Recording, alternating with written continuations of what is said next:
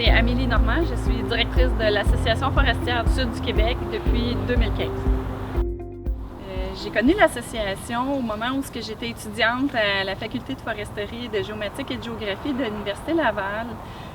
J'étais alors abonnée de la revue. Donc c'est mon premier contact que j'avais avec l'Association forestière des Cantons de l'Est. Après avoir terminé l'Université Laval, mon parcours en foresterie, j'ai occupé divers emplois, dont pour les pourvoiries, mais ensuite une occasion s'est présentée à l'Association forestière de la vallée du Saint-Maurice, où j'ai occupé le poste d'agente de développement. Durant la première année, notre directeur nous a invités, nous les membres de l'équipe, à assister à un congrès de l'Association forestière des Cantons de l'Est qui avait lieu à ce moment-là à Drummondville. Et c'est là mes premiers échanges que j'ai eus avec les membres de l'équipe de l'Association forestière du Sud du Québec.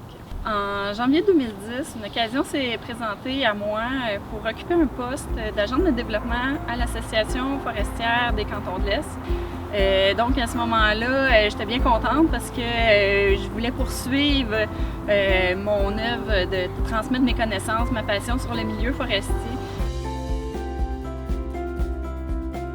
Donc c'est une occasion pour moi là, de relever de nouveaux défis parce que j'avais maintenant la revue à ma charge, j'avais aussi à animer des activités dans les classes et tout ça.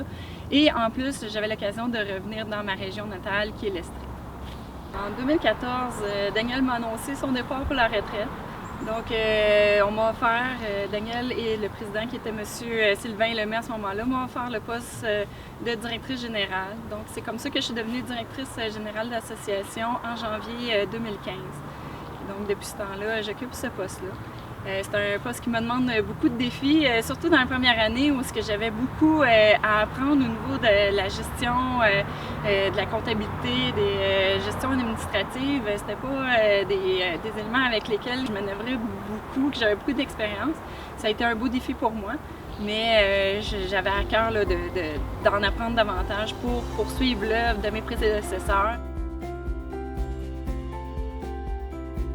Depuis mon entrée en poste à titre de directrice, je suis fière d'avoir continué à offrir davantage d'activités auprès des jeunes. Par exemple, en 2015, nous avons développé un programme éducatif dans les camps de jour. Donc, on a pu rencontrer là, entre 1000 et 4000 jeunes par été. Et ensuite, toute l'équipe s'est mise à l'œuvre pour développer des outils d'information aussi pour le grand public, mais aussi pour les jeunes, avec des vidéos, avec des fiches d'information. Donc ça aussi, je suis contente qu'on ait poursuivi ça. Puis maintenant, ils sont disponibles sur tout plein de plateformes électroniques.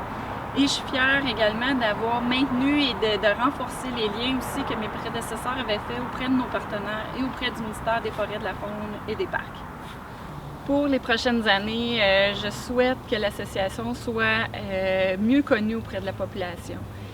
Puis selon moi, les moyens pour y arriver, c'est que l'association doit évoluer en tenant compte des différentes plateformes électroniques qui sont mises à notre disposition, des différents moyens de communication. Pour propager nos messages sur le milieu forestier, mais aussi de trouver toutes les occasions possibles pour aller vraiment rencontrer les gens. Les contacts sont vraiment privilégiés, et ça depuis 1940.